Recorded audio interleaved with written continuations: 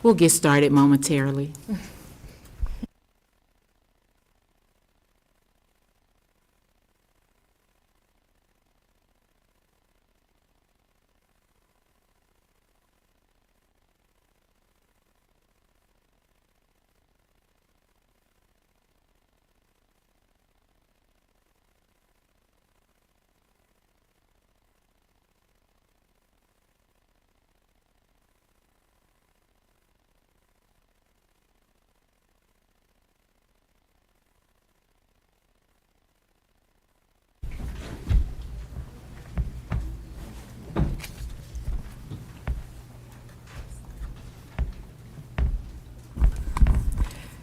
Good evening. We will now call this February 20th, 2024 Joliet Township High School Board meeting to order. Roll call, please. Mrs. Lynn? Here. Mrs. Guerrero-Numer? Here. Dr. Huntington? Here. Mr. Coffey? Here. Mrs. Stiff? Here. Mr. Kennedy? Here. Mr. Fitzpatrick? Here.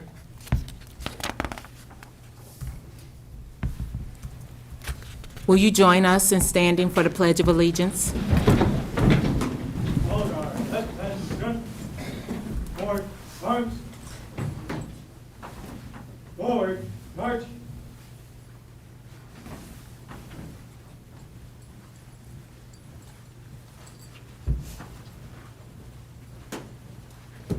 Mark time, march.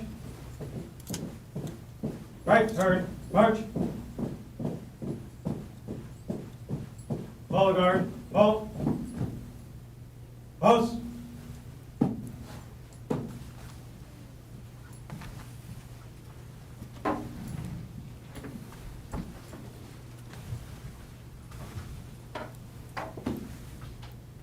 Post. Colors.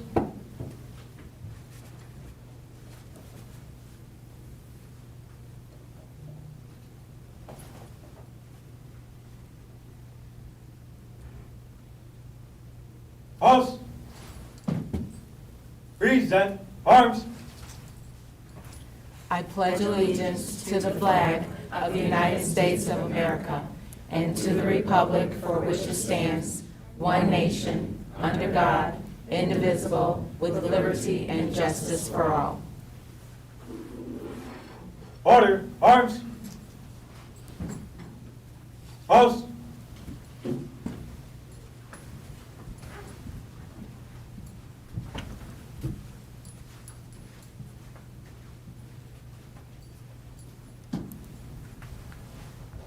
Mark time, march. Right turn, march. Forward, march.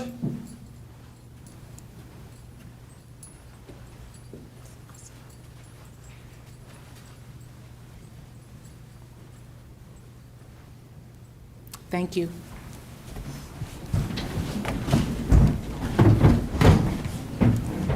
On behalf of the Board of Education, we would like to extend a hearty welcome to our in-person guests as well as those that are viewing via live stream.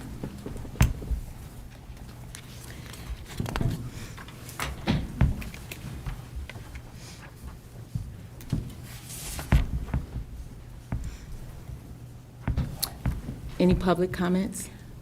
Not at this time. Okay, so we'll go right to the consent agenda. All right, I'd like to make a motion to approve the consent agenda excluding Himes and Hopewell. So moved. Second, sorry. Questions, comments? I also just need to make a note about the minutes of the January 16th meeting. I intended to abstain from the vote that I misspoke, so I just wanted to make sure that it noted it as a mistake. Thank you. We can move that in the agenda. Yes. Okay. Roll call, please. Mrs. Stiff? Yes. Mr. Kennedy? Yes. Mr. Fitzpatrick? Yes. Mrs. Lynn? Yes. Mrs. Guerrero-Numer? Yes. Dr. Huntington? Yes. All right, I move to approve the remainder. I'm sorry, one more. Oh, Mr. Coffey? Yes. Pause too long. Sorry. I move to approve the rest of the consent agenda. Second. Questions, comments? Roll call, please. Mr. Coffey? Yes. Mrs. Stiff? Yes. Mr. Kennedy? Yes. Mr. Fitzpatrick? Yes. Mrs. Lynn? Yes. Mrs. Guerrero-Numer? Dr. Huntington? Abstain. Next, we'll go into recognition and awards. We'll call up Joliet Central first.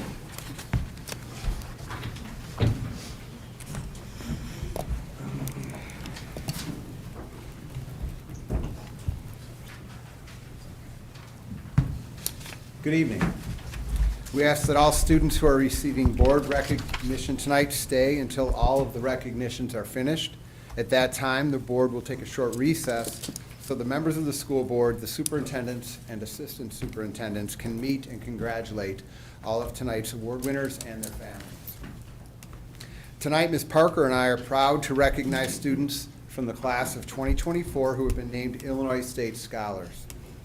The Illinois Student Assistant Commission gives state scholar designation annually to senior students who are in the top half of their graduating class and who scored at or above the 95th percentile nationally on the ACT or SAT assessment. Students, when we call your name, please come forward to receive your certificate, and please remain up here so that we can take a picture once everyone has come up. Thank you. So I will begin with the class of 2024 Illinois State Scholars from the Central Campus. Mateo Audelo, Jesus Avila, Angela Iavor, Sophia Baltz, Jasmine Bajualos, Rayan Berzawa. Mr. Hallahan, I'm going to stop you because I think we have someone here. If you're here, come on up. Sorry. Thank you. Yep. You.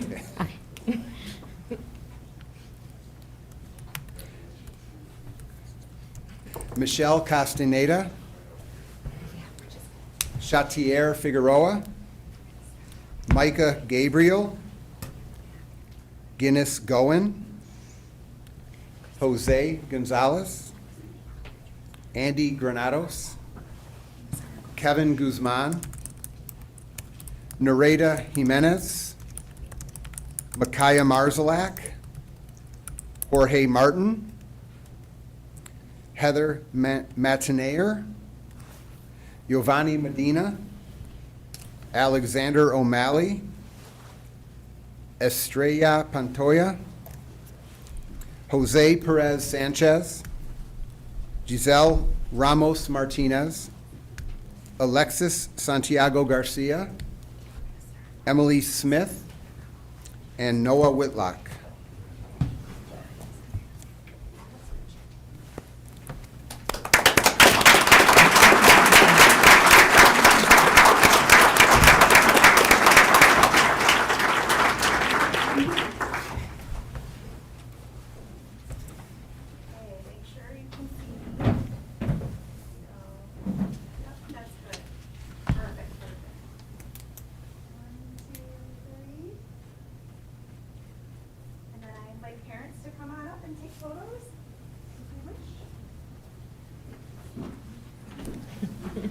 Don't be shy. You can come up. Come all the way up. One, two, we'll wait.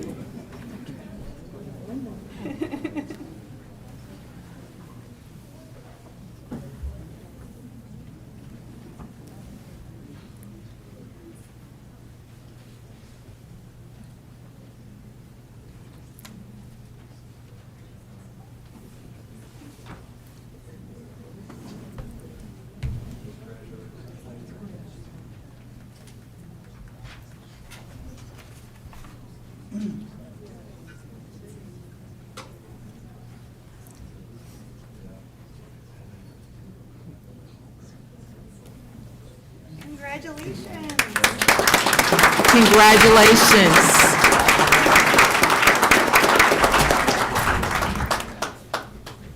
We will now have recognition and awards from the Joliet West campus.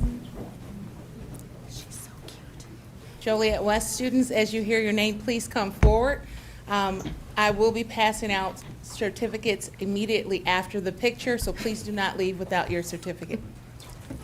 All right, we have Deanna Applegate, Andrea Aranda, Olivia Baxter, Taylor Brzezinski, Landon Brower, Braden Christensen, Samuel Coffey, Jillian Collier, Nicholas DePaula, Nathan Flushauer, Hayden Frazier, Shelby Frazier, Joseph Graso, Connor Hare, Reed Hogan, Gabriella Humphrey, Kennedy Jackson, Alyssa Jimenez, Jaden Jumper, Umar Goey, Allison Konitzis, Vincent Lucas, Annabella Martinez, Julia Martinez, Emma Miller, Ella Moore, George Morales, Aiden Montgomery, Madeline Myers, Isabella Nelson,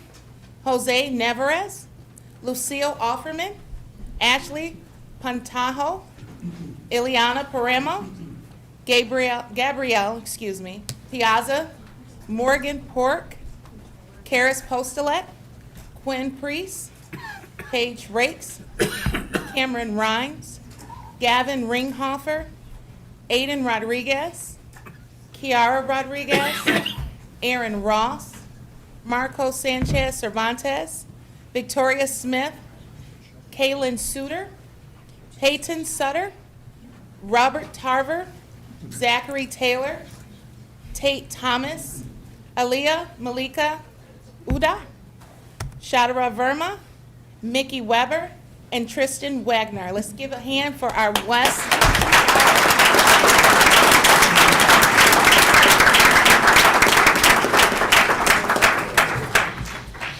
There you go. Yeah, if you're, yes, that's okay. Let's see. I need to make sure we can see you. You're right there. Right there, stand right there. Okay. There you go.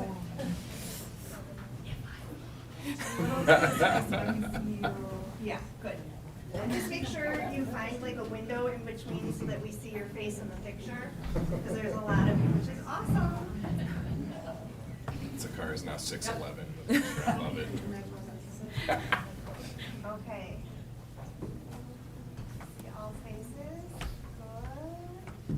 In the green, just a little bit over. There you go. Perfect. Right there. You guys are just a little bit. Perfect. Okay. Ready? All right. 1, 2, 3. You got it? I invite parents to come on up. Start a line, start a line. Paparazzi.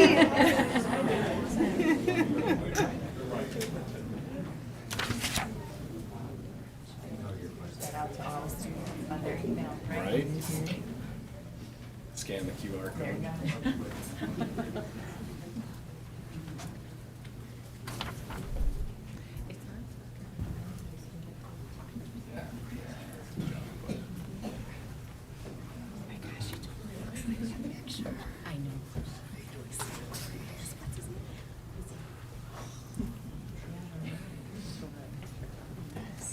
Parents, go to the center if you'd like. It's fine. Go ahead. Yeah. We're, Get your picture. these are good things. We're waiting. No rush.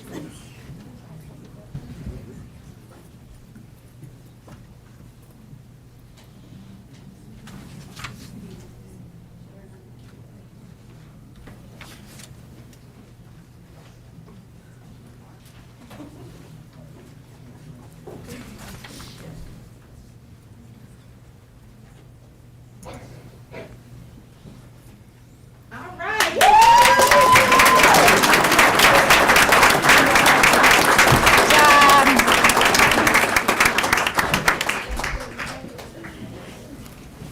We would like to thank all the students and congratulate them on their hard work and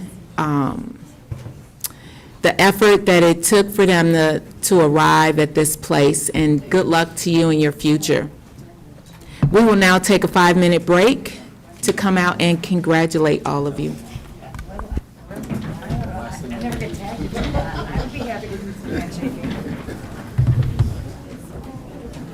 They're back there, let's go.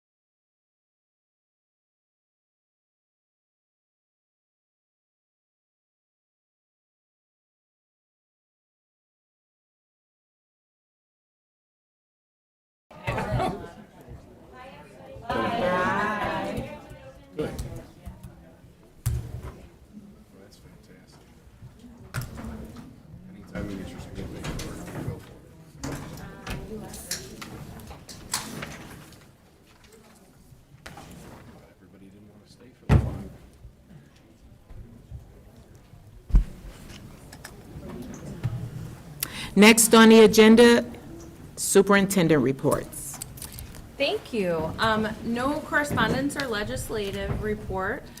So we will begin with our JTHS 5-year financial presentation by Dr. Hampton.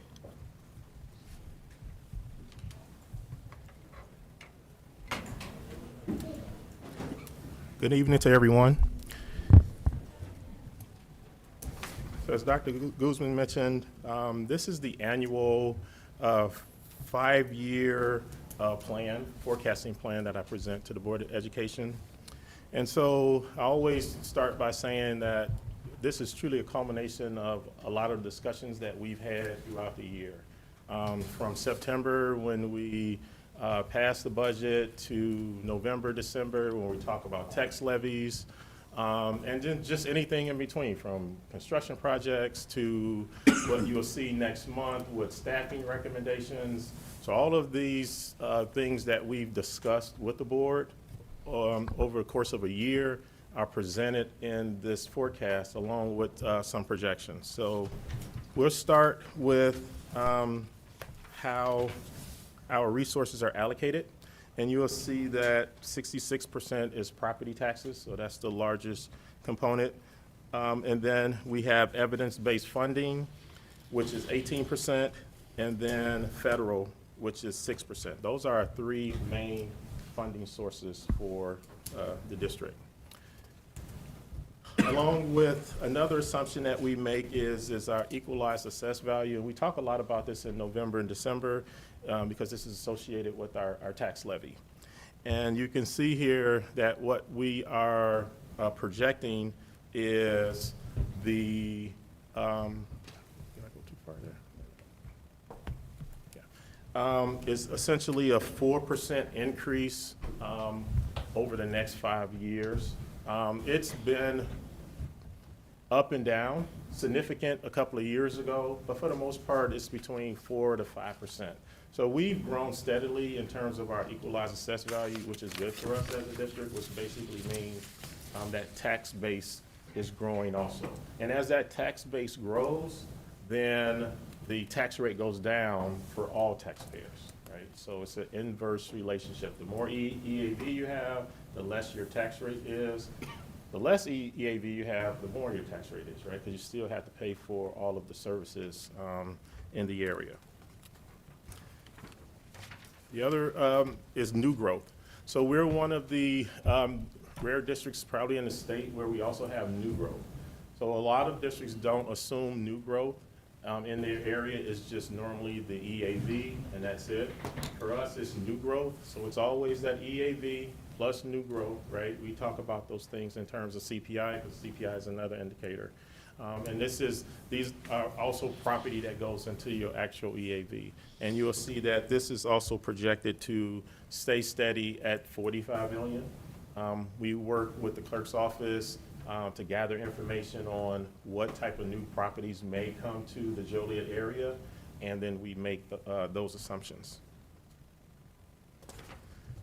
And then, of course, CPI, which we have a lot of conversations about, and you can see where it spiked in 2022, where it was 7%. However, because we're tax capped, we only can assume 5%. That's the max that we can assume when we talk about the consumer price index.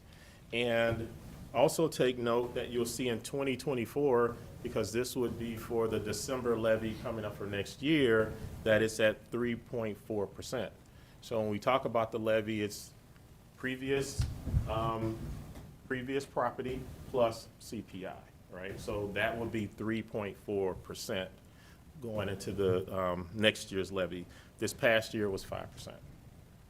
And then from there, we started to decrease it a little bit, because as we start to look at the data, you know, some people may feel it, some people not, but prices are going down, especially in comparison to where we were a couple of years ago. And so evidence-based funding is also another big portion, and this is the state portion. I'm projecting that it stays flat for the years to come. Although $350 million has been allocated towards evidence-based funding, We always stay conservative with that because we just don't know what's going to come out of the General Assembly and the budgets. So we stay conservative in regards to those things, but potentially we may see an increase. Another huge factor in this is from 2017, when they started evidence-based funding, we were at about 68% adequacy. We're now at 82% adequacy. So that gap that they've been talking about in terms of funding is decreasing in regards to our district. I kept transportation reimbursements flat and all other state and federal funding flat. This is the last year for ESSER. In this case, this is the American Rescue Plan. Or some people call it ESSER 3. This is the last year, meaning 2024. So come September, all expenditures must be completed and expenditure reports submitted. So that actually falls off come this year.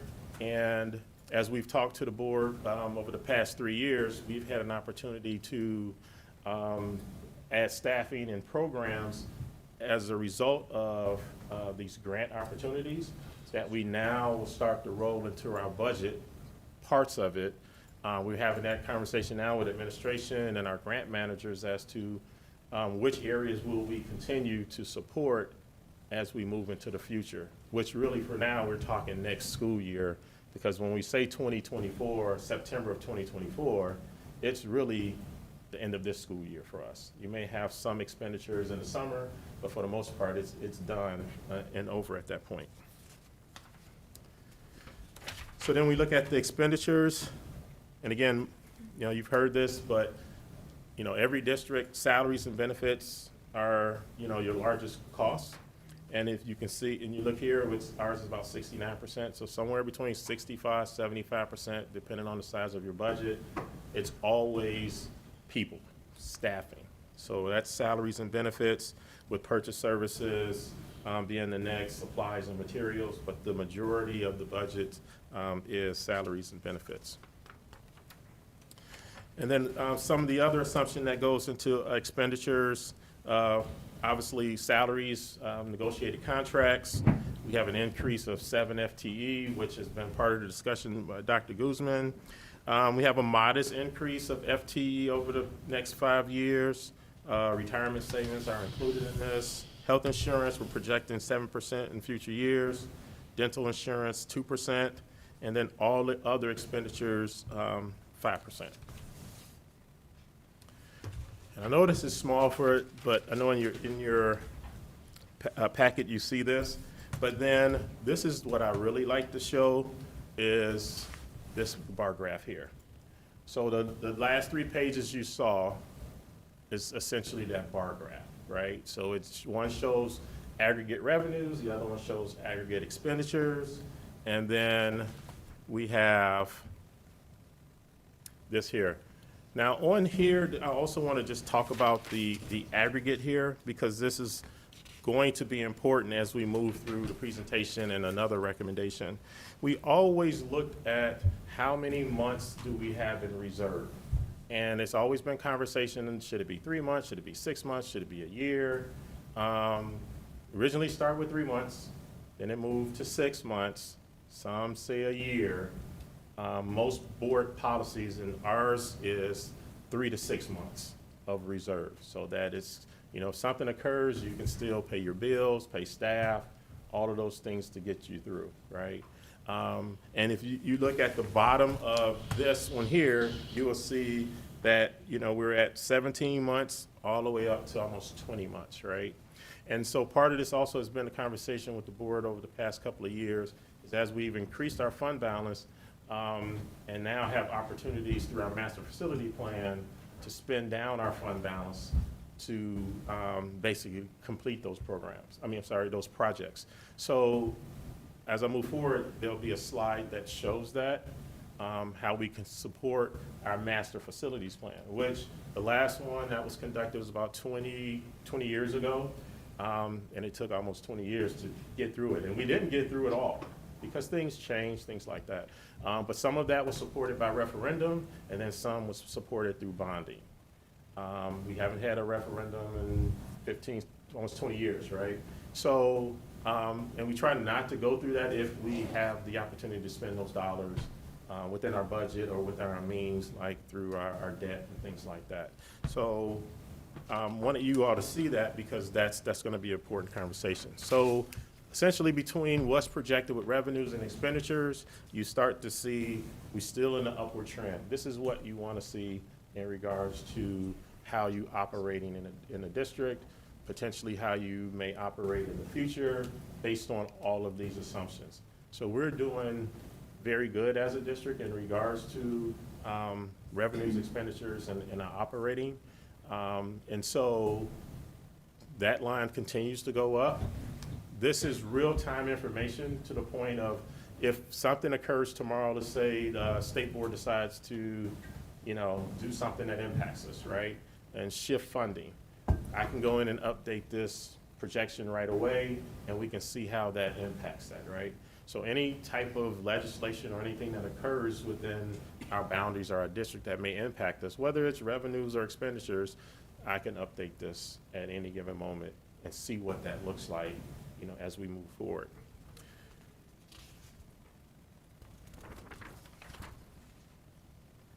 And then so we talked a little bit about it, but all of this information comes from our general ledger, which is the basis of the projection. Always significant unknowns in regards to that, and we always keep these things on here because there's always legislation or bills that come forward regarding property tax freeze or reimbursements, or additional EBF funding or not, and then pension cost shifts. So these are always conversations that comes out of Springfield every year with new bills that come forth. I think there's over 500 bills that's at the table now, right? So we don't know what's going to come out until sometime summer, until sometimes after. So we always put those things in there because these three will impact the district greatly in some capacity, right? We just don't know what that would be unless we know what that legislation is, right? But so we always keep that in there. And then we move forward to the conversation regarding our projects.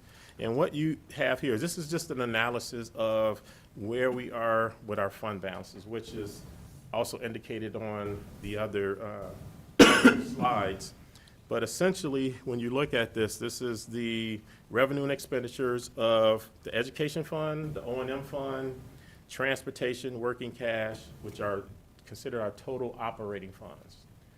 And what percentage fund balance we have in relation to the expenditures. So you see for education fund, it's 87%. For O&M, it's 317. For transportation, it's over 200%. And as a total, it's 140%, right? And so when we talk about that 3 to 6 months versus 17 months to 20 months, we have a large fund balance in these areas. And just based on school codes, these are the areas that we can make transfer to the construction fund and not have any issues in regards to that. So then you see in the middle, capital spending needs. We basically just projected taking a portion of that fund balance, spending it down, transferring it to construction so that we can complete projects. And then you will see that you'll see the 50%, right? So that 50% is that 3 to 6 months based on the fund balance policy that keeps us in line with that. And so then from there, I did the same thing. We updated the spreadsheets, but again, this is the slide that speaks to it, right? So in correlation to the first projection, you saw it goes up, so same thing with fund balance, it goes up. And then you see the decrease, but that decrease is just shifting those dollars from those specific funds over to the construction fund. And then you'll see, even moving forward again, because it has that correlation to the overall projection, you'll start to see that fund balance go up again, right? So that's a good sign too, right? So, and what that would do is, and I just added this, that would assist with funding the first 4 phases of the master facilities plan. Now, that would also include, just within our regular budget, we always budget some other funding for the construction fund. So a combination of the fund balance with what we budget yearly will take us through the first 4 phases, which is significant because when we talk about it, I think we had 8, 9 phases. And when you talk about a 20 to 25 year period to potentially complete 8 to 9 phases, and you can do 4 phases within 5 years, that's significant. Not many districts are in the position that we're in with the type of fund balances we have. If they are, they're doing the same things, right? Because someone asks, well, why we don't add salaries? And well, you don't add them because of your fund balance. It's no different than if you have a budget at home, right? And let's say you want to add an expense because you have, some money in reserve.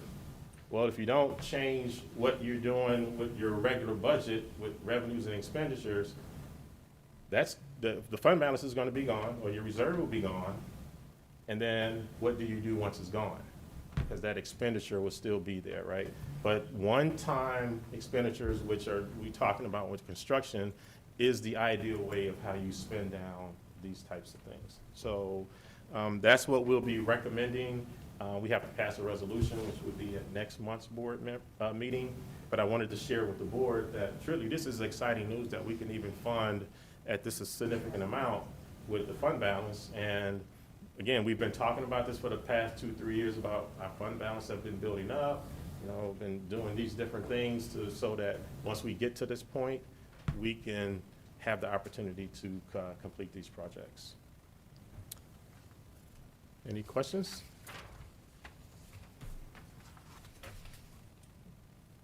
All right, thank you. Very much. Our next presentation, this is also an annual presentation, is our annual hiring update. So Mrs. Herrera Ford, our Director of Human Resources, will take us through this presentation. Good evening, everyone. So tonight we'll review some annual hiring information and data. So our hiring practices are aligned with Strategy 1 of our strategic plan.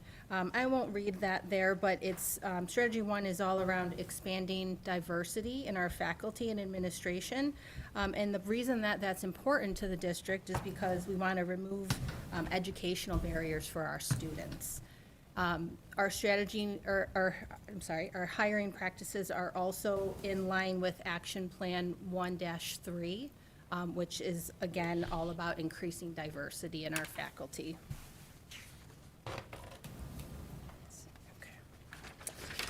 So we do some certain things to make sure that all of our administrators and all of our hiring teams are trained. I work with everyone that serves on a hiring team, so that's administration and also just hiring team members, to make sure that they go through the same training, so that every applicant that comes through our interview process has the same opportunity. It's a very equitable process that we have, and making sure that everyone receives that training is something that's important in just making sure that, again, it's equitable for all. When we look at the hiring season that was for last year, for this school year, we hired 83 staff members last year. So quite a busy hiring season last year, and we'll be starting that again pretty soon here. So of the 83 staff members that we had hired, we had 36 certified staff and 47 classified staff. Those numbers are before school started. Obviously, our classified numbers do change quite a bit. Our certified numbers do tend to stay pretty much the same throughout the year. Next, we'll look at some data.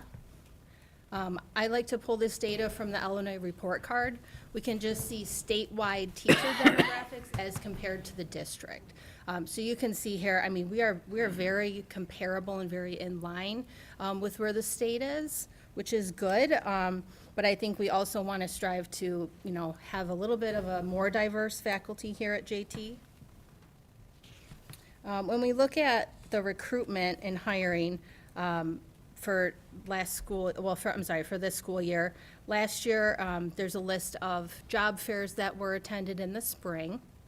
And we had 500 applicants for, approximately 500 applicants for teaching positions in the district. Of those 500 applicants, about 54% were female, 40% were male. And then if we look at the makeup of those applicants, approximately 70% were of white ethnicity and 30% were non-white. And these numbers are from March to August 1st. Here you can see some data going back to the 18-19 school year compared to this year.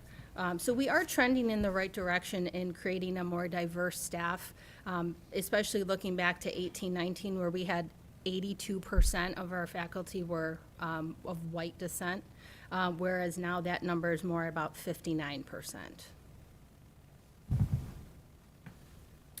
And then if we do a breakdown of applicants of color in the last 3 years, we did have a little bit of an increase for the 22-23 school year, about 30%. And then going into this school year, it was about 22, which is similar to the 21-22 school year.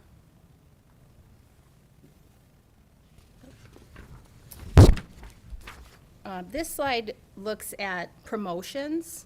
So this would be internal candidates. For the 23-24 school year, we promoted 7 individuals. So that would be teachers moving into roles such as dean, counselor, social worker, those types of positions, or administration. So we had 7 applicants for this school year that were of either Hispanic, Asian, or of white descent as well. This slide, unfortunately, is very alarming. If we look at unfilled vacancies, teacher vacancies in the state of Illinois, this school year we're at over 3,500. I think our district has been fortunate enough to not feel that as other districts have, I know, but 3,500 in the state, that is very alarming. So that's obviously something that we're going to be all working towards, reducing that number. So if we do look at our unfilled positions, we had 1 social worker, 2 special ed teachers, and then we had a semester position that was created mid-year. It's about 3.5 FTE. Of the three, not the semester position, the 3 were all unexpected, and they were very late. So when I say late, I'm talking June and later. So unexpected, at the last minute, right before the school year starts. So we weren't able to fill these positions, but again, looking at 3,500 for the state, we're not in that bad of a position. But I do have some recruitment that we're doing, and the entire administration team helps with this. We attend career fairs. There's different platforms that I use to post jobs. Handshake is one that I really like. It goes out to about 200 colleges and universities. It's basically for students. So with that platform, we can target people that are just getting ready to graduate with their teaching license and just getting ready to enter the workforce. I recently also found, it's called the Career Diversity Network. It's an online platform. It's through the HBCU, which is the Historically Black College and Universities. So it's their platform for recruitment.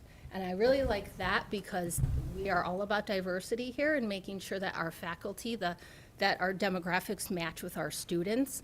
So I'm really excited that that career fair is actually coming up. It's going to be in March. So I'm really excited to see if we can get some candidates using that. And then we partner with different institutions. Honestly, I use Indeed as well as a platform to post jobs, because if you're not, especially for our classified positions, if you don't work in the school system and you never have, you don't think, hey, I'm a custodian, I wonder if the school has custodial positions open. So it's a really great way to expand our net. All right. So here's a list of career fairs that we have coming up this year. Unfortunately, what I've noticed compared to last year. Some universities are actually not having education-specific career fairs. UIC in particular, I went to that event last year. Unfortunately, it was poorly attended, and they've decided to cancel that event this year. St. Francis, GSU, they are also not having a career-specific fair this year, which is unfortunate. But we're starting to see some changes there. But here at JT, we do have some unique ways that we're trying to build our own teachers. We do mentoring for students, for our students. We have a program through St. Francis, a dual credit course for JTHS high school students. With St. Francis, we have a partnership. It's the Multicultural Education Recruitment and Teaching Scholarship, and that's for students of color. And then we also have a really great student-teacher partnership with ISU and other universities as well. If we look at teacher retention rates, you can see the district compared to the state. So we are averaging higher than the state at about 94% retention. And currently, we have approximately 388 teachers. This slide here, we can look at our retention for teachers and administrators by race. So this is looking back to 1920, and we can see who was hired and then who left the district. And those that left the district, those are resignations, they're not retirements. But we can see the totals at the bottom of the staff that we have hired versus the staff that have chose to leave the district.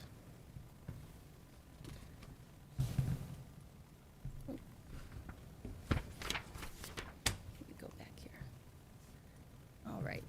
It's also important to look at our classified staff. I mean, they make up, approximately half of our faculty. We have approximately 400 classified staff members. This is a diverse group that we have, which is really good. So these are members from transportation, cafeteria, security, paraprofessionals, buildings and grounds, and office staff. And we had, again, approximately 47 new hires. That was going into this school year. We continue to hire for some of those positions because that's just ongoing.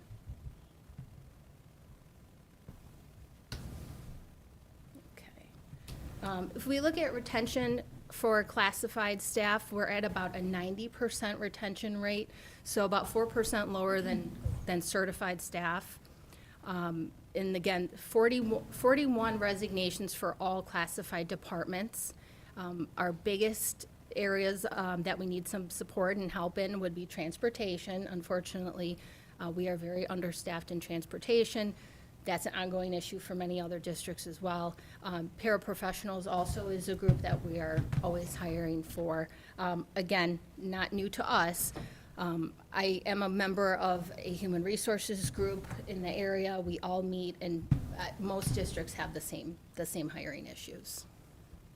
But we do have some retention strategies here at JT to make sure that we can hold on to our good employees. We do have really great onboarding procedures. We hold new employee orientations throughout the year, and that's not just for teachers, that's for classified staff as well.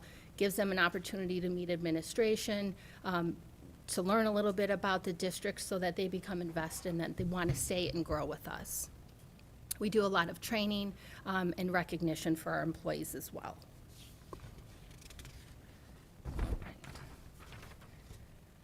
So again, a diverse staff is very important here at JT. I think this is a nice quote that really sums up what we value here. It says, "It's also important to expose children to a diverse teaching staff within each of our schools. Every child has a basic right to a great public school with qualified and caring staff, including educators who look like them, share similar cultural experiences, and who can serve as role models, demonstrating that education and achievement are things to be respected." So, any questions? Okay, thank you. Thank you. Thank you. Our next presentation is a special services update from our Director of Special Services, Mrs. Cage. Good evening, everyone.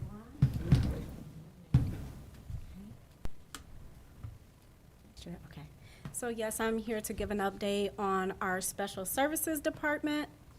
My name is Jamila Cage, Director of Special Services for our Joliet Township High School. So the first slide just gives us an overview and a breakdown of our staffing within Special Services.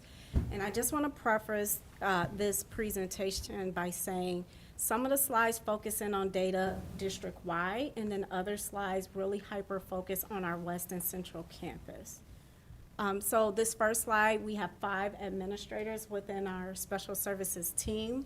Myself at the district level, we have coordinators for each of our programs, so that's AVAC Transition, Joliet West, Joliet Central, and then we have a Director of Alternative Services at our Pathways campus. We have 28 special education teachers at our West campus and 2 IEP managers. At Central, we have 25 teachers and 2 IEP managers, but I also want to include, of those 25 teachers, some of them do teach sections and not in our program full-time. So you might have some teachers who are a .4 or a .6 sections within our program. Next, we have a breakdown of our related service providers. We have 6 school psychologists. We have 2 school psychologists at each of our campuses, West and Central. We have 1 psychologist at our Pathways campus and a district-level psychologist that services both West, Central, out-of-district placement, and also assists with JCA. Okay.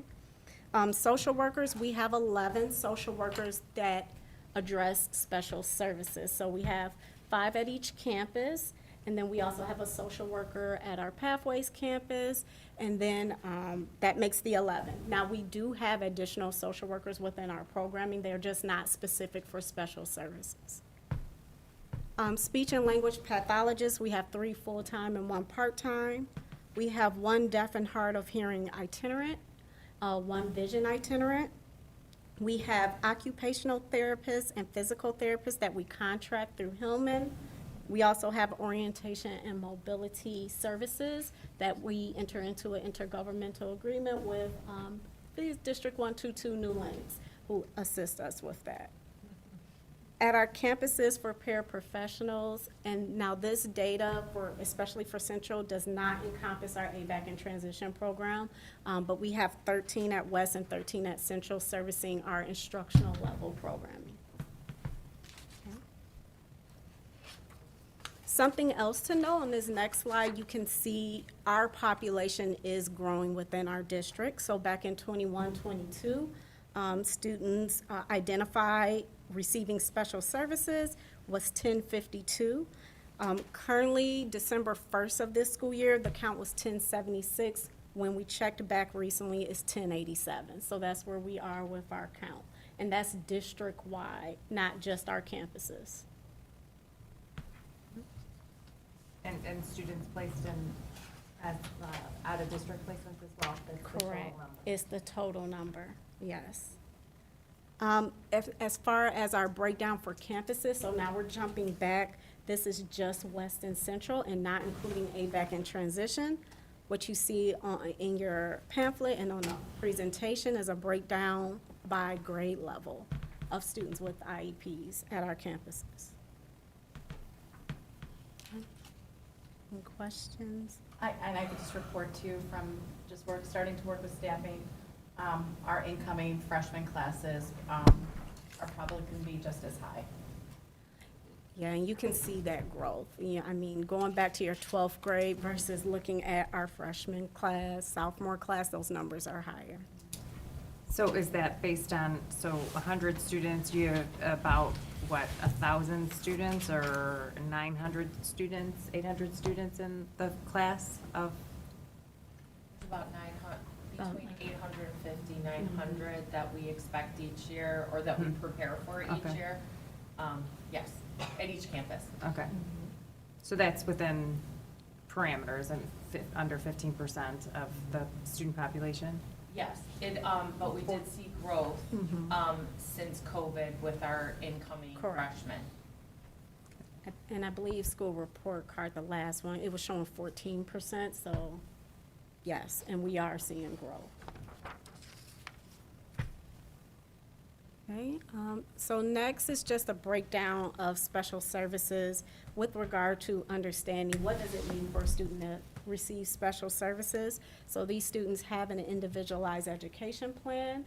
Data has been gathered through a comprehensive evaluation process and identify areas of deficit in which the IEP team has formed goals and a plan, accommodations and supports, as well as considered placement for that student. Receiving services, students are receiving that specialized instruction in those identified areas of deficit. And if students are receiving related services, it means that they're receiving direct minutes in one of the listed areas that we have.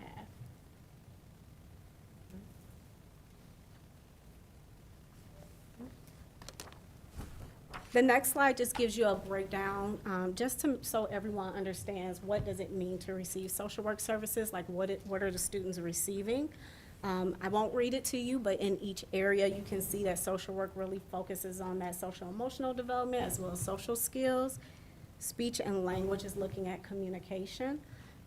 Vision itinerant, looking at different supports and resources that they may need for that. Deaf and hard of hearing, looking at making sure we're doing the audiological assessments and that they have appropriate supports and resources such as FM systems. Occupational therapy is looking more at your fine motor skills, and whereas the physical therapy is working with their gross motor skills.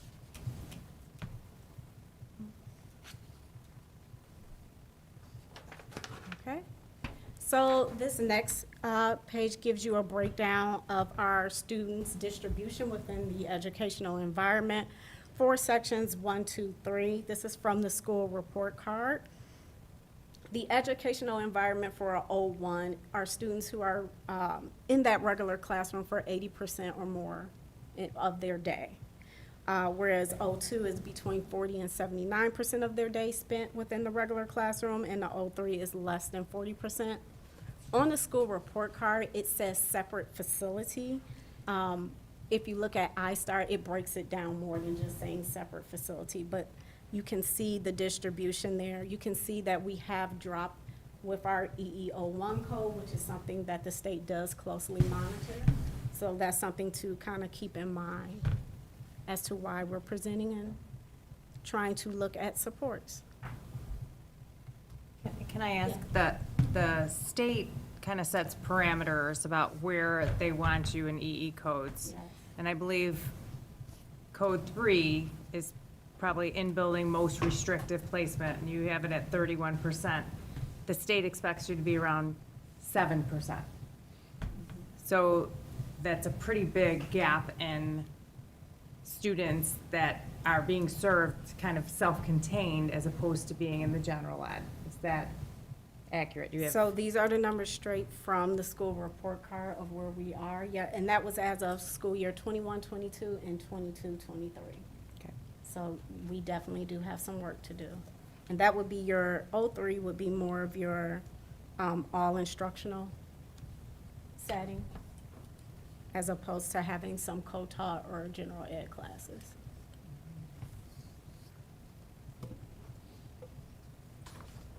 Okay, so the next section here this breaks it down. Now this is pulled from iStar, and our iStar kind of separates it out by campus, West and Central, and then district.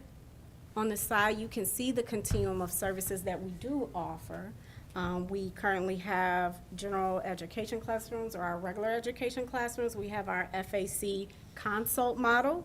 We have co-taught classrooms. And then our instructional level classrooms at our central campus. We also have our AVAC program, which offers our practical and functional levels. Okay.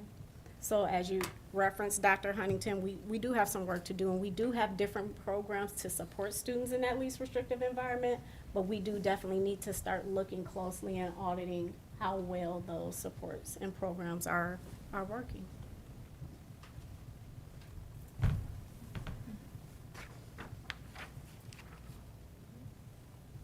So this next slide gives you a sample course sequence for an incoming ninth grader in relation to core classes that they can take at various levels within our continuum of services and placement that we offer.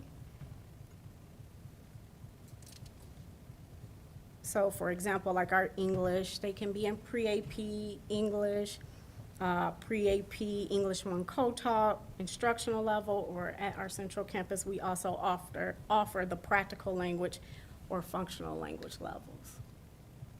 And then that sequence is mapped out for each core area.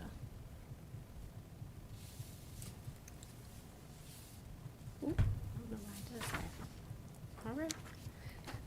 Our next slide shows you different supports that we currently offer to assist with students remaining on track for graduation. We have winter and spring credit recovery that we offer. We have Apex Instructional, which runs during the school day to assist students. We have summer school, and we also have summer enrichment program that offers an elective credit.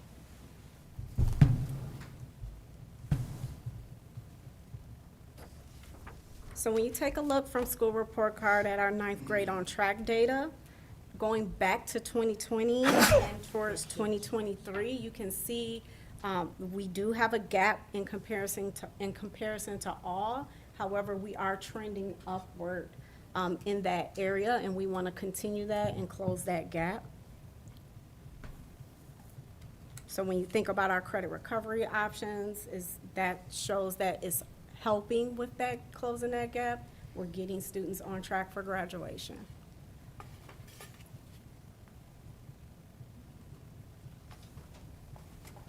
Our next slide shows trend data in relation to graduation rate. And when you look at our graduation rate, this top box is showing you the distribution for different school year cohorts. So the grade 4, the number 4 here is for the cohort of students who came in as freshmen, school year 1920.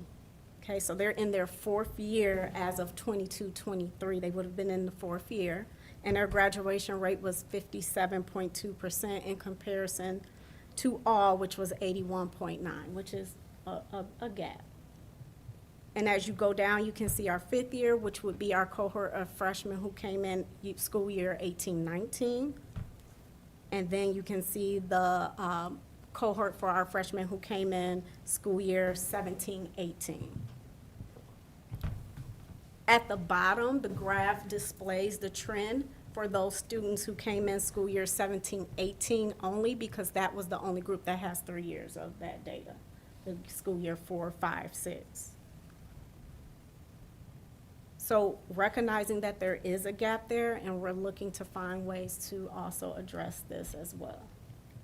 I think it's also important, and this is something we talked about with the school report card, that students who remain with us for transitional services in the transition center or outside with transitional services, we can't count them as graduating to receive services. So that was something, I do know that Dr. Huntington said that might be something the state is looking at changing in the future, but that does significantly affect our graduation rate.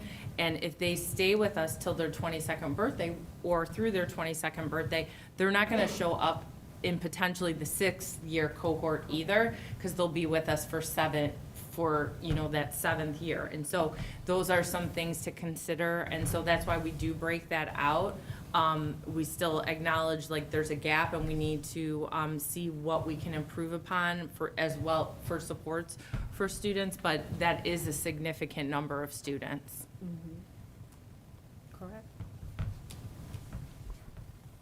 So next, what you see is the gap as it relates to our STAR reading proficiency rate.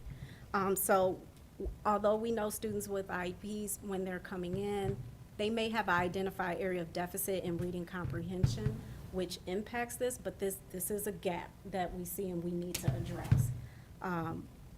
So that's our STAR reading proficiency.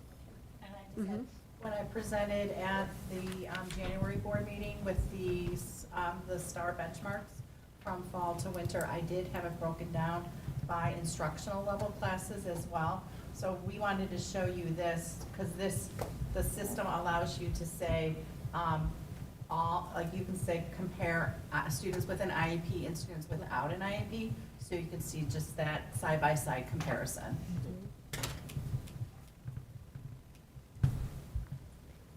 Okay, Okay, and the next slide is showing you the STAR math proficiency.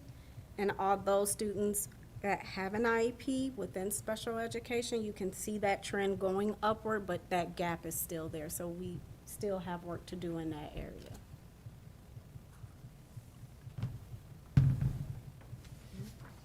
So based on that, what are some areas of focus where we need to monitor and collect data to monitor the effectiveness and impactfulness of our programming? We're going to continue to look at freshmen on track data, the EE code distribution, graduation rate, and we'll also focus in on some of those district common assessments like the STAR benchmarks, grade data in relation to those common district summative assessments in each content area.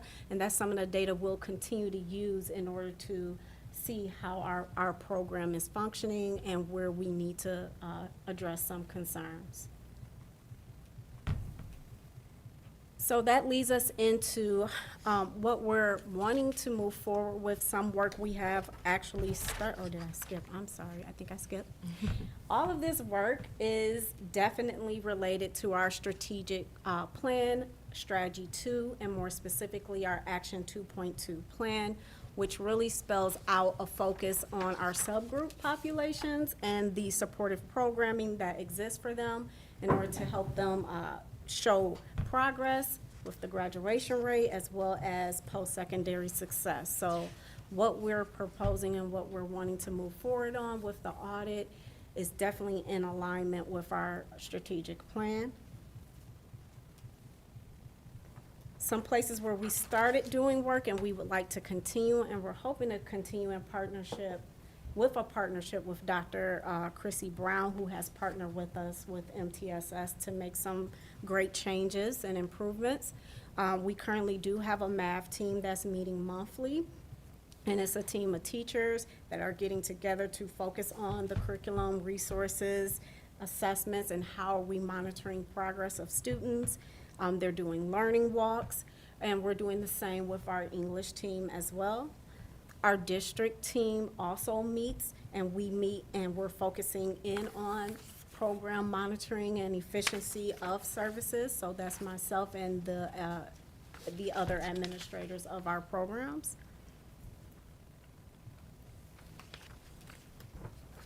One area that our coordinators have taking lead on is the auditing of our COTAT and our FAC program, which that is looking at that 01 and what's happening. How are we supporting students in that environment? And if we start to see more students being recommended downward, why? What supports are we missing? And how can we maintain that educational environment in the least restrictive environment?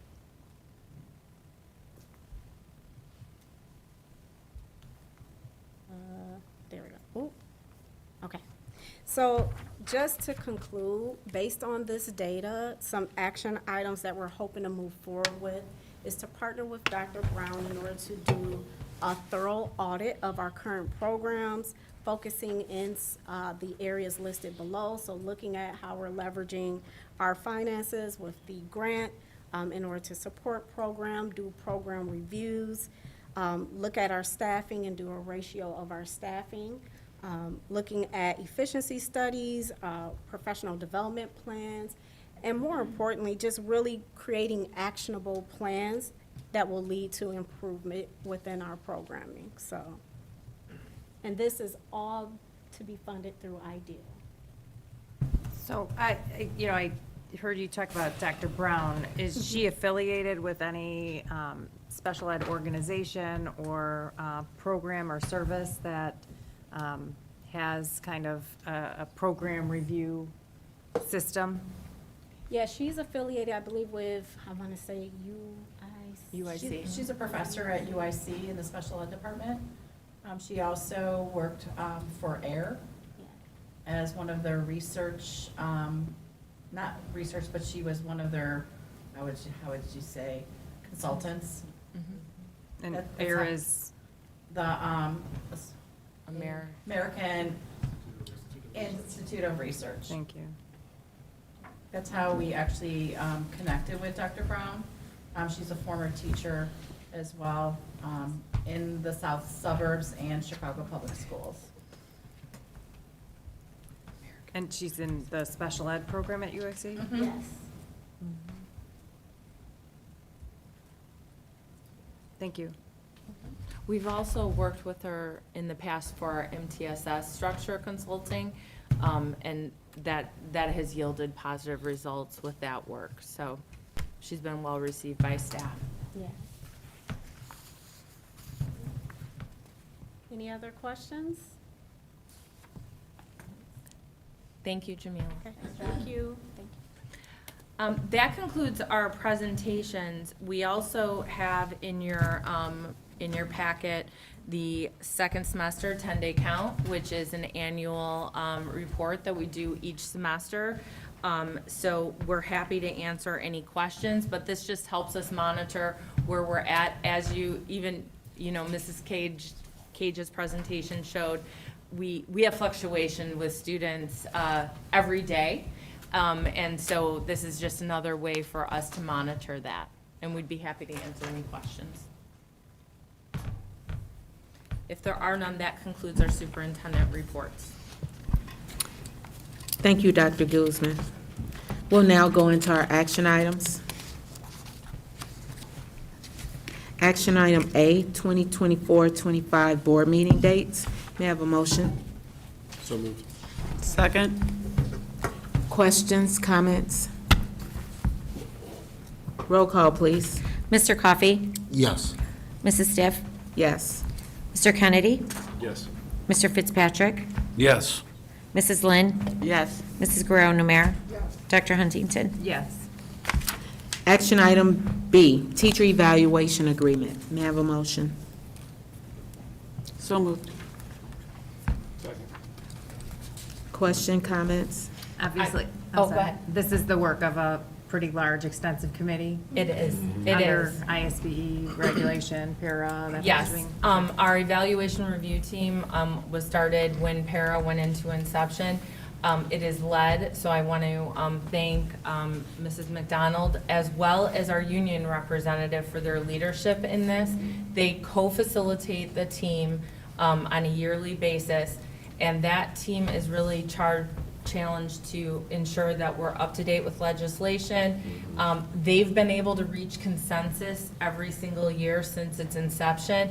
If they weren't to, it does go to the joint committee as legislated. The joint committee is made up of myself, Mrs. McDonald, and 2 union board leaders. So we review it after those recommendations and then annually if there's any changes that comes to the board. But we're really thankful for the work of this committee. It's well represented by our teachers in various areas too, as well as the administrators. Roll call, please. Dr. Huntington? Yes. Mr. Coffey? Yes. Mrs. Stiff? Yes. Mr. Kennedy? Yes. Mr. Fitzpatrick? Yes. Mrs. Lynn? Yes. Mrs. Guerrero-Numer? Action item C, agreement between Joliet Township High School and Chrissy Brown, PhD. May I have a motion? So moved. Second. Question, comments? Roll call, please. Mrs. Guerrero-Numer? Dr. Huntington? Yes. Mr. Coffey? Yes. Mrs. Stiff? Yes. Mr. Kennedy? Yes. Mr. Fitzpatrick? No. Mrs. Lynn? Yes. Action item D, 2024 request for partnership with Involved Inc., NFP. May I have a motion? So moved. Second. Questions, comments? Is this the same summer program that was for last year for students Yes. with disabilities? And that's teacher program outside SEL, right? Teacher, it's the same program as last year. I don't Right. think I'm, The enrichment that, Right, our teachers are doing some instruction in this program in the SEL Yes. component, which is it. Yes. yes. Okay. I'm sorry, I misunderstood. No, that's okay.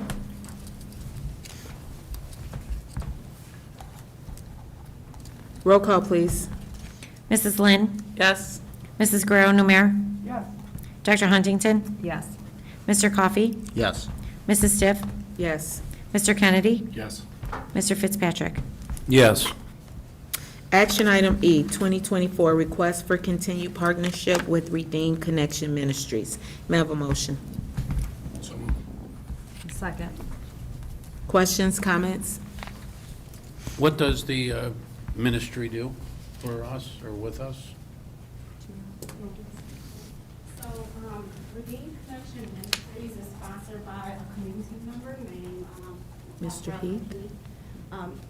In our program, what he offers is pre-vocational and vocational preparation for our students within our summer enrichment program. So he's teaching them everything from interviewing skills, resume writing, and then also doing internship related to lawn care service.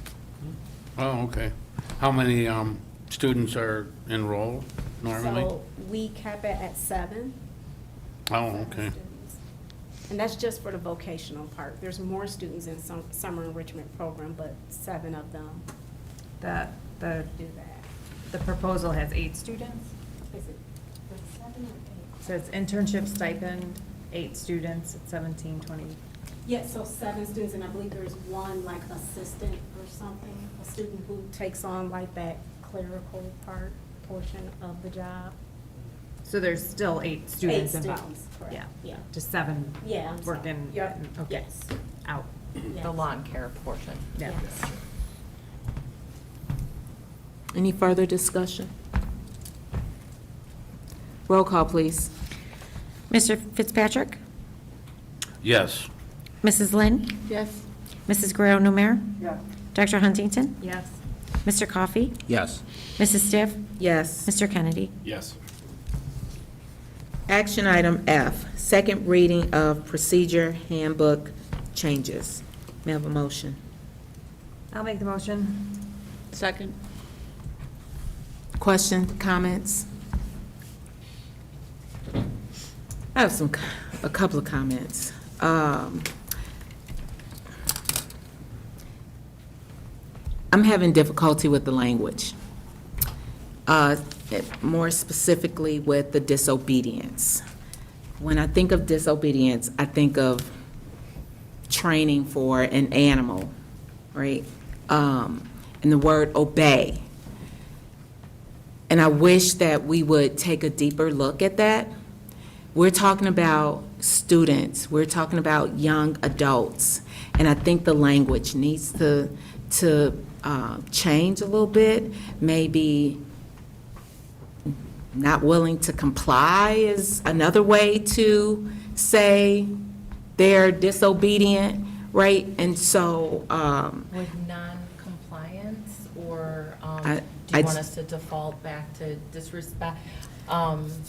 And open to suggestions that anybody might have. yes, Yeah, please. I think I was on the committee, and I think there was a lot of discussion because the interpretation, there was a higher there was a higher level of interpretation for things like disrespect.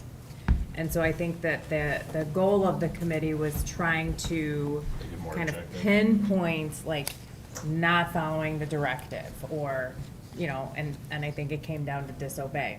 But it's more of like directive of staff, maybe, not following directive Yeah. of staff.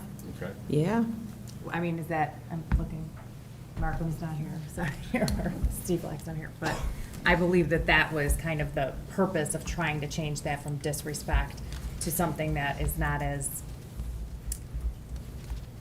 gray, Yeah. right? Okay. Yeah, something more objective So, versus so would subjective. the board feel comfortable, because we need to code it as something that makes sense, and then there's always an education component with it.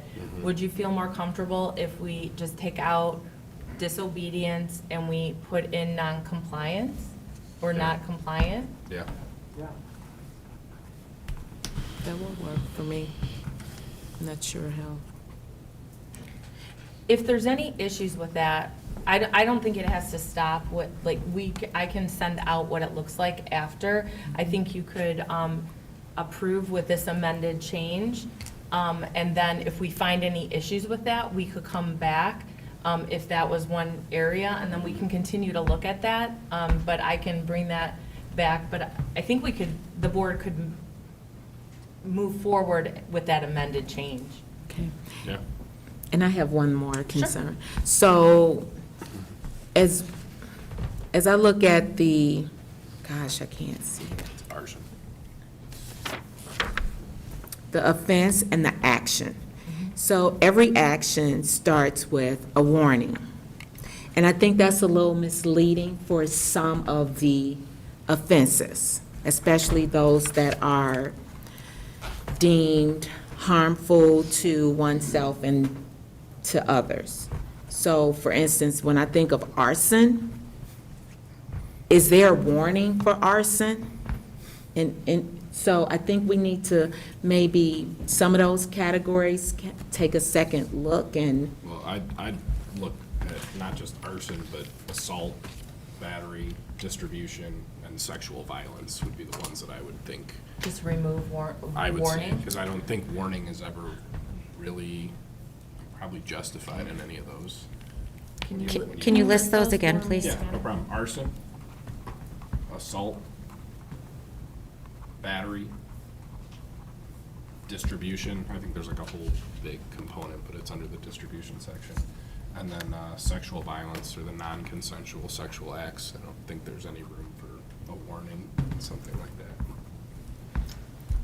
This was also something that we talked about, and I believe that they decided to proceed with what was currently kind of there, because the goal was to do the leveling of offenses, and we didn't get to that. So Gotcha. I think there was a discussion, because I said It the just same didn't thing. get to the conclusion of it. Correct. I think we could amend it and just take the warning out of those ones, because when you look at assault, there's also a section for threat of violence, right? And that'd be a lower level of assault. If it's an assault, that's high enough where you would Right, I do a think, warning. I think the reason why they didn't take off the warning per se is for consistency of language throughout all of them. Throughout. So everything could start with the warning, but that's an option in the list of options. Yeah, yeah. So I, Generally, but. yeah. right, I think said if nobody's it's not getting a gonna be one warning that for we're gonna assault, use, right? Yes. Nobody's getting a warning. Yeah. They're Well, gonna. and again, I think the amendment, and we can make that change with the amendment that For you're those. making, yes, and I don't foresee any concerns with that, but as always, any changes with this, I do have the district attorney look at it. Okay. And I would report back either way if there was any concerns, but I think the board could make that motion to amend, and then if there's any problems, I can come back to the board. Okay. I think there's just like a lot of and, right? So that's what I recall from the conversations for 8 weeks. Yeah, so if someone wants to make the motion to amend for these two areas, then we can make that and vote on that. All right, just make a motion to approve the action item with the proposed amendments. Yep. Need a second? I'll second it. okay. Any further discussion? Roll call, please.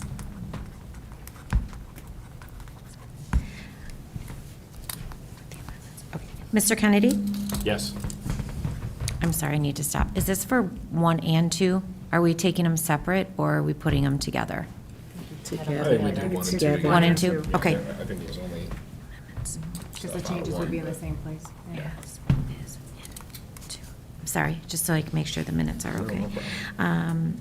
Ms. Lynn? Yes. Mr. Fitzpatrick? Yes. Mrs. Guerrero-Numer? Dr. Huntington? Yes. Mr. Coffey? Yes. Mrs. Stiff? Yes. Action item G, bid results, bid release 3 miscellaneous site work. May I have a motion? I'll make the motion. Second. Question, comments?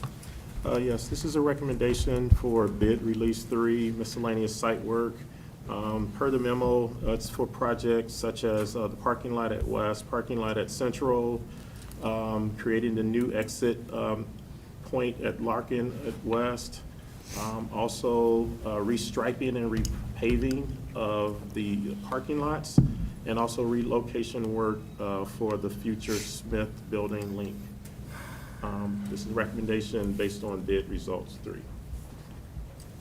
I will also add, we actually received bids almost 600,000 less than what was estimated. So that's a good sign that, work out there and costs coming down in comparison to what we've seen over the past few years. So that's a good sign. Thank you. Roll call, please. Mrs. Stiff? Yes. Mr. Kennedy? Yes. Mr. Fitzpatrick? Yes. Mrs. Lynn? Yes. Mrs. Guerrero-Numer? Dr. Huntington? Yes. Mr. Coffey? Yes. Action item H, bus lease renewal. May I have a motion? I'll make the motion. Second. Second. Questions, comments? Yes, this is a recommendation to renew our, the lease with Midwest Transit. The current lease expires at the end of this school year. So I'm working with Brian Shaw, our director. We've actually been talking about this for a few years, especially coming out of COVID, where we did not have full usage of our current buses for almost 2 years, 18 months to 2 years. And what should we do once we got to this point? So that's been part of our ongoing conversation of, should we purchase new? Should we renew? Should we purchase all of the vehicles? So all of those evaluations is a part of this. Now we fast forward to this year, and the cost of new buses has escalated up over 60 to 70% over 5 years ago. And so, going into a new lease with a full new fleet just does not make financial sense. So that definitely was not the recommendation. And because we didn't get the full use of our current bus fleet, we felt that they're still in great condition in comparison to where they would have been. Along with that, we recognize that we are less staff. So 5 years ago, we increased our bus fleet by 20 buses, and we're recommending to decrease our bus fleet by 20 buses. So that will also decrease the cost.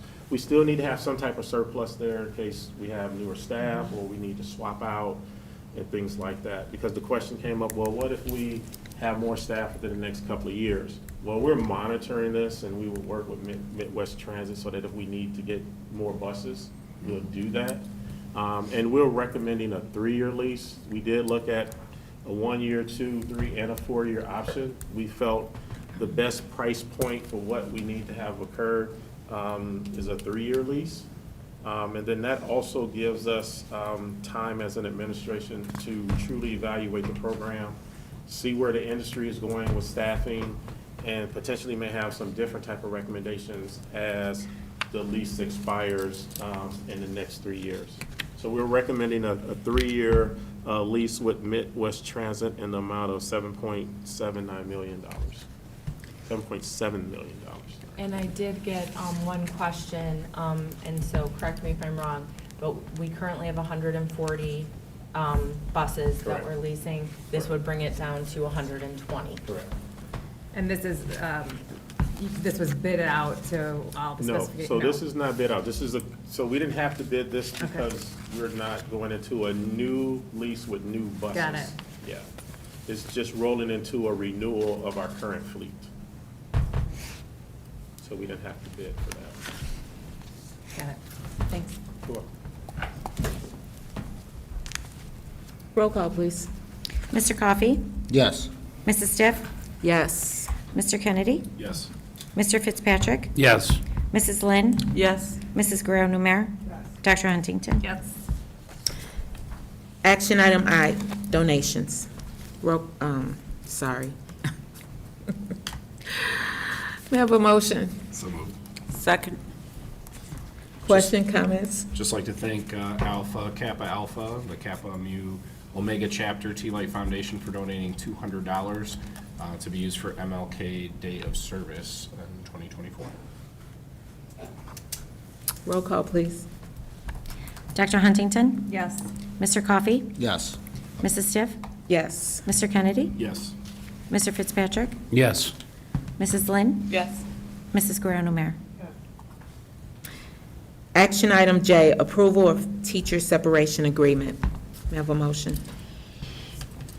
So moved. Second. Roll call, please. Mrs. Guerrero-Numer? Dr. Huntington? Yes. Mr. Coffey? Yes. Mrs. Stiff? Yes. Mr. Kennedy? Yes. Mr. Fitzpatrick? Yes. Mrs. Lynn? Yes. Action item K, personnel reports 1 through 13. May I have a motion?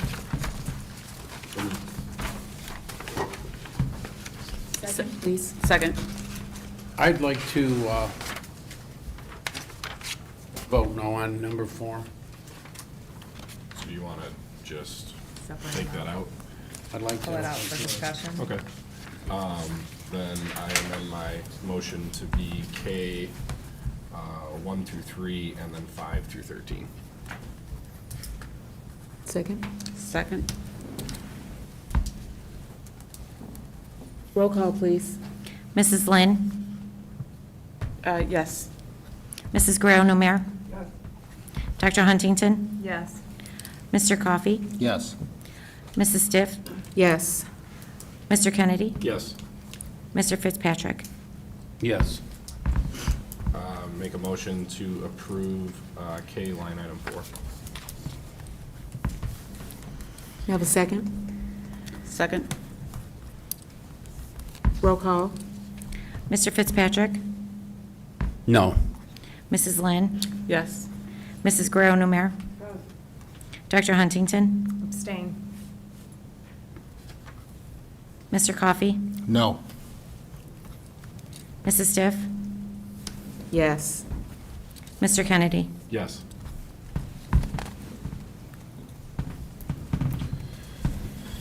Action item L, student discipline recommendation. After receiving and deliberating the information contained in the hearing officer's report, the Board of Education is charged with deciding, 1, whether removing the child from his or her learning environment is in the best interest of the school, 2, what the rationale is for the specific duration of the recommended expulsion, 3, whether all appropriate and available behavioral and disciplinary interventions were exhausted, and 4, whether the continued presence in school would either A, pose a threat to the safety of other students, staff, or the members of school community, or B, substantially disrupt, impede, or interfere with the operation of the school. The Board of Education must then convene in a public session to formally vote on the motion to expel if the expulsion is the consensus arrived during executive session. I move that in case number W232410, we recommend expulsion until January of 2025 and place at Lincoln School. You have a second? Second. Roll call, please. Mr. Kennedy? Yes. Mrs. Lynn? Yes. Mr. Fitzpatrick? Yes.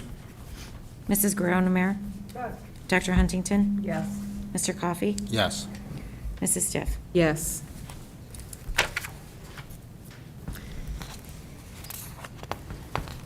Unfinished business. We have any? No. New business. The new business, that is a policy 7190. It's actually similar to what we've been talking about with student behavior. There's just new recommendations from press for that particular policy.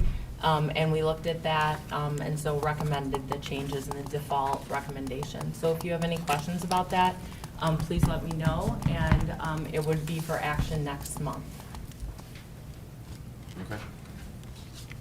We'll go into board reports. I have a couple. No committees. It's been quiet. So on Sunday, I attended the celebration of the girls' bowling team that won state championship. So congratulations to them. And I also attended the Alpha Kappa Alpha chapter in Joliet. They put on, I think it's a biannual event, and it's called the Fantasia Ball Cotillion. And they had 9 young ladies that participated, 8 of them were from Joliet West and Joliet Central. And they represented our school district so well.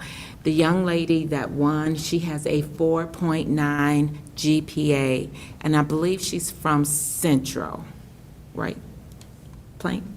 Oh, she was from Plainfield? Oh, sorry. Anyway. Congratulations to her. Yes, congratulations to her too. Oh, hopeful. I was hopeful. Okay. So, but it was such a nice event. Even the escorts, the majority of them were our students as well. That's awesome. So, and you know, that organization provides scholarships to our students, and I believe the 3 young ladies, first, second, runner-up, and the winner, will receive a scholarship. So, thank you. We have some people out there that's part of that organization. Okay, any other board reports? Yeah, I'm just gonna try to say this.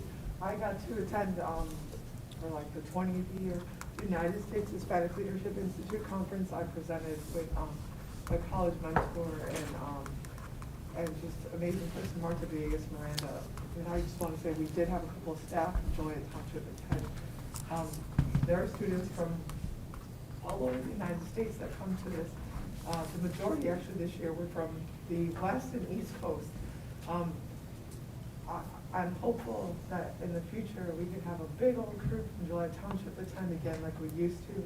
But it was a great conference, and almost all the attendees actually graduated from Joliet Township, and they're all either teachers, other professionals, and every elected official that's Latinx in Will County, but one has attended USHLI in the past, and they honored Joe Bellman, who is just an amazing person. He celebrated his 100th birthday, and he's the first person that brought most of us in our youth, 18, 19 years old, to USHLI. So I'm just hopeful we can get more to go in the future. Yeah, it was great to see so many JTHS folks.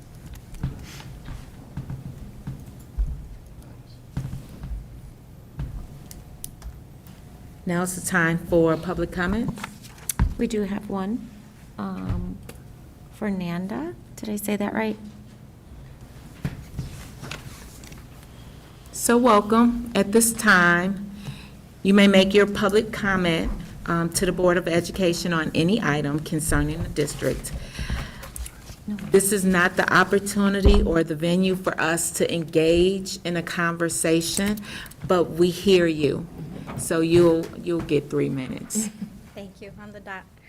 Well, good evening, everyone. My name is Fernanda Riza. I'm the new SNAP-Ed educator for the University of Illinois Extension in Will County. Thank you for allowing me to address the board. I'm here today to present myself and my organization's mission, which is to fight childhood and adult obesity in the community. As you may know, the latest community health status assessments published by our local health department continue to report that children are not eating enough fruits and vegetables. Fruits and vegetables help prevent chronic disease. That is why they are so important. And we know from national data that currently 1 in every 5 children right now are obese. Obesity opens the door to chronic diseases such as diabetes and high blood pressure. We know children can develop high blood pressure from the age of 10. What's most alarming is that in Will County, we have higher rates of obesity compared to other counties, the state, and the country. We know obesity can significantly lower an individual's quality of life, and we know it's highly linked to food insecurity. So how can District 204 and SNAP-Ed join forces to do something about this year? How can we collaborate to create an environment that increases the consumption of fruits and vegetables, and thus the chances of wellness and success for our students? In these folders, which I should have given, okay, you will find information of all the different types of services SNAP-Ed can offer the district. I'm going to ask you to please review those services and put a star next to the ones you would like to see implemented district-wide. Take a photo of your answers and email those to me when you get a chance. If possible, please indicate a person who you think I should be in contact with to begin these services for the district. I am my own spokesperson with the district, and I'm also the one who's going to be approaching your schools individually to offer these services, so having your backup and support will be immensely helpful. For the past 4 years, SNAP-Ed has been working in the community, offering free nutrition education, and it's been really hard for us to get inside the schools. We have been successful at establishing connections with Joliet Central's Transition Center, and their infant child care center to deliver healthy cooking classes for their students there. But my hope is that this year our partnership can impact the entire district and that we can work together to achieve our community's wellness goals. Thank you. Thank you. Yes, everything is in these folders here. Thank you very much. I'll disperse. Thank you. Any other comments, announcements? I have just a couple, if that's okay. We've had lots of send-offs and celebrations, so thank you.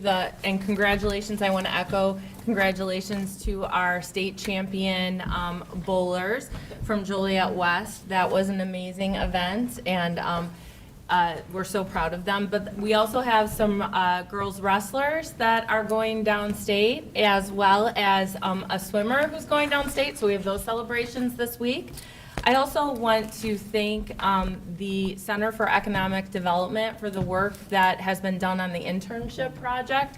As I've reported before, we had 41 internship opportunities, and when it closed and CED said kids were applying to the last moment, we had 341 applications. So I want to thank our staff and our leadership and just the CED for putting this together and supporting our students. Those are outstanding numbers. So we'll keep you posted on how the next portions of this process initiative go. And then I also, in our audience tonight, we have Sean Hackney and Jeff Riley, and I just want to congratulate them on their new position starting July 1st. So congratulations. And that's it for me. So we have to go. I'm sorry. We have to go back into closed session. May I have a motion? I'll make the motion. Second.